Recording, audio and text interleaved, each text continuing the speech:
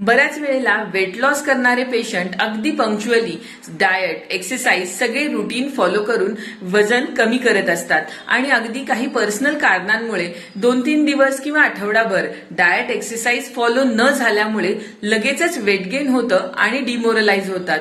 असे प्रॉब्लेम तुम्हीही फेस केले आहेत का?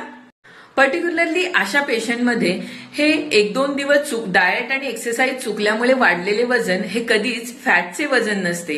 ते असते ते त्यांनी खाल्लेल्या कार्बोहायड्रेटने साठवून ठेवलेल्या किंवा होल्ड करून ठेवलेल्या पाण्याचे वजन.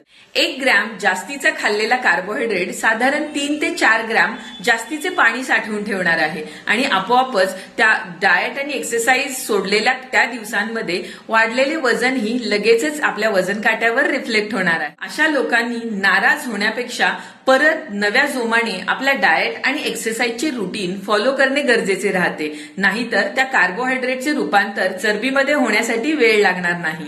त्यामुळे एखाद्या वेळी चढ उतार आला तर खचून न जाता सायंटिफिकली नक्की काय बदल माझ्या शरीरात झाले आहेत हे जाणून घेणे गरजेचे आहे आणि एकदा का ते समजले की आपोआपच आपली हेल्थ आपल्या हातात राहील. यासाठीच मी dietitian Snehal food for life बरोबर नेहमी तुमच्या सोबत आहे. धन्यवाद.